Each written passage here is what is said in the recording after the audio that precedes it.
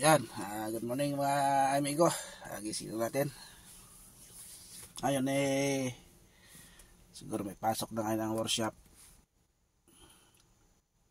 Punta tayo sa workshop ngayon. So, magkape muna tayo. Bago tayo umalis. Puntang workshop. Yan o. Yan ang ating kape. Ready na. Yan. Magkakape tayo muna bago tayo umalis. Pero maligo muna. Bago dalhin sa workshop ang ating truck. Dahil tayo papagawa nito dahil unti-unti kasi pa-schedule to pa MBPI ating pa-restro yung truck. So maga pa naman, 6 ang pasok nila, 5:30 pa lang.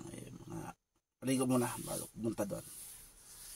Ano na naman, dadalhin ko lang doon at iiwan, babalikan ko naman kung okay na. At yun mga ko, mamaya na yung kalugtong, magpunta tayo doon. Okay?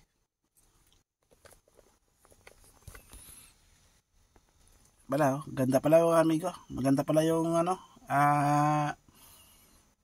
araw ngayon, no? Ganda ng ang bukang liwayway. Ganda. Tingnan nyo, kaganda.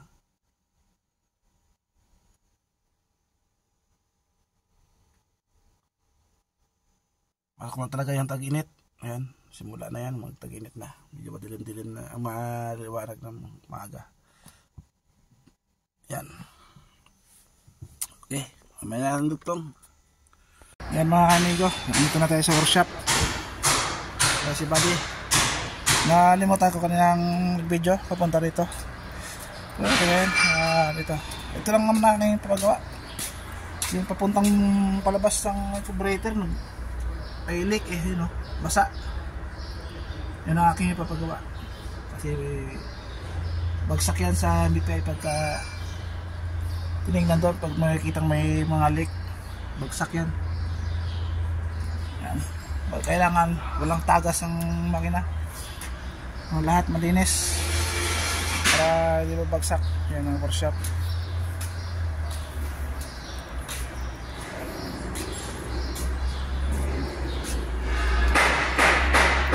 Pare, okay, welcome back ha. Yan ang mekaniko, isang gagawa.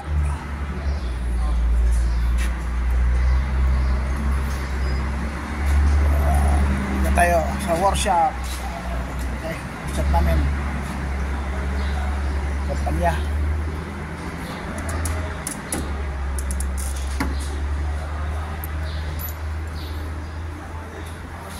Ito ay ayos ang under chassis nya, Prino, mga bearing.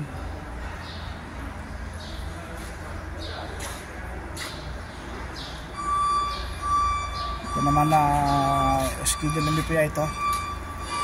Inayos yung safety barrier din.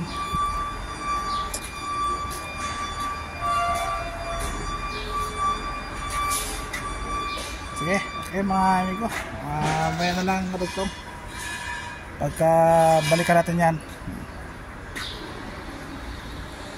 kunin natin mamaya balik. Ito nga natin ang ating video. Ito patay na to, binuhay pa ayos na bago na mukha. Wala na to bago pintura, gulong bago, lahat kumbaga patay na to, binuhay pa restore, ni-restore nila. Galing. Yan bago gulong sa harapan ito sa likod luma yan pero palitan yan, bago, magiging bago. Okay, mga amigo, may nandun to. Thanks for watching. So mga amigo, natapos na yung pinagawa ko. Kinuha ko na yung truck ko sa workshop. Saglit lang naman, hindi ko na ako nakabidyo kasi nagmadali. Yung may papasok ba silang truck na ibang gagawin nagawa na yung matagas. Yan lagyan na lang sa likod. Pero natagas yan. Spread mo na lang tubig yan para mawala yung langis dyan na tagas dyan sa ano yan, na tagas na yan. Ano, silikon, nilagyan mo na silikon. Yan. Okay na dyan. Madali naman gawin yan, wala nang tagas yan. Wala nang katagos-tagas.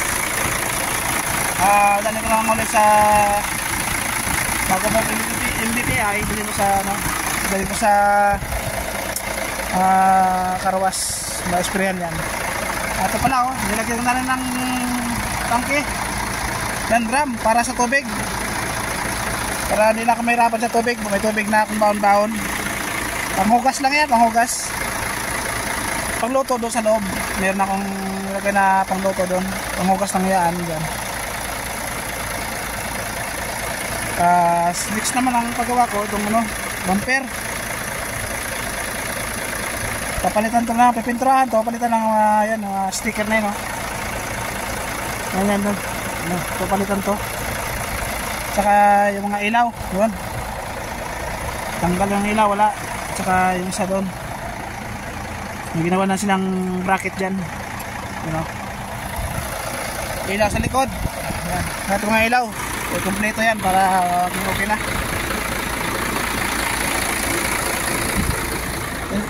Mainit na talaga mga amigo. Ano? Ang panahon. Bukas ko na dalhin siguro sa ano. Bukas ko na ulit dalhin sa workshop para sa electrical naman ang papagawa ko bukas. Okay mga amigo, hanggang dito na lang. So yan, mainit. Talaga. Hanggang dito na video. Pixie lang, ako na yan. Kaya ko dyan ang aking ito. Talagang hindi na ako nakapagod sa aking YouTube channel. Medyo busy. Ginagawa. Yun kayo palagi. Lalo sa mga kapwa ko at ng driver. Magpabiyahe. Sa bagay. Mag-umalis. Kaya kayo tayo sa mga kapakasal. Kuling huwag magpapurok, magpapakbo. Pagkantok, tigil. Tigil na, mga 50 minutes. Okay, mawala na yan.